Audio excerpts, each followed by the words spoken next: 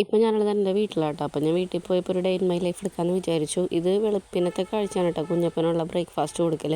പിന്നെ കുറച്ച് നേരം ഞാൻ ചായ കുടിക്കാൻ വേണ്ടിയിട്ട് ഉമ്മറത്ത് വന്നിരുന്നത്. എനിക്ക് ഭയങ്കര ഇഷ്ടമാണ് റോട്ടിലേക്കൊക്കെ നോക്കിയിട്ട് ഇങ്ങനെ ഒരു ഗ്ലാസ് കട്ടൻ ചായയൊക്കെ കുടിച്ചിരിക്കാൻ വേണ്ടിയിട്ട്.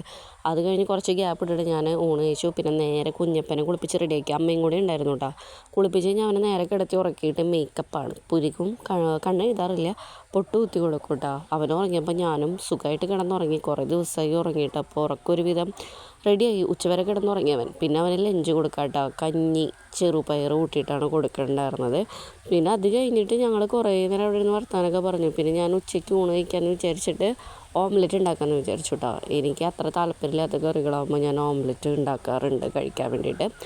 എന്നിട്ട് പിന്നെ ഉണ്ടായിരുന്നത് മാങ്ങാക്കറി, പിന്നെ ഉണക്കപ്പയർ, മുട്ട, ഇത്രയും കൂട്ടിയിട്ട് ഊണ് കഴിച്ചു. അതിനിടയിൽ അവരുടെ അടുത്ത് വർത്താനമൊക്കെ പറഞ്ഞിരുന്നു. പിന്നെ അത് കഴിഞ്ഞൊരു 4 മണിയൊക്കെ ആയപ്പോൾ കുഞ്ഞപ്പന് ഞാൻ പഴം പുഴുങ്ങിയത് കൊടുത്തു വിട്ടാം. ഡേ ഇൻ മൈ ലൈഫാണ് എടുത്തതെങ്കിലും ഏകദേശം ഇത് വോട്ട് 80 ഡേ ആയി മാറി. പിന്നെ ഞങ്ങൾ ഉമ്മറത്ത് കുറച്ച് നേരം വന്നിരുന്നു, വർത്താനമൊക്കെ പറഞ്ഞ് വണ്ടികളൊക്കെ കണ്ട്. പിന്നെ അത് കഴിഞ്ഞ് സന്ധ്യ കഴിഞ്ഞപ്പോൾ ഞാൻ കുളിച്ച് റെഡിയായി. പിന്നെ അച്ഛൻ വന്നപ്പോൾ എന്താ ചിക്കൻ റോൾ കൊണ്ടുവന്നിട്ടുണ്ടായിരുന്നു, അത് കഴിച്ചു. സ്വത്തൂന് കൊടുക്കണില്ല കേട്ടോ, ഞാൻ വെറുതെ ആക്ഷൻ മാത്രം കാണിക്കണം, അല്ലെങ്കിൽ അവൻ ബഹളം ഉണ്ടാക്കും.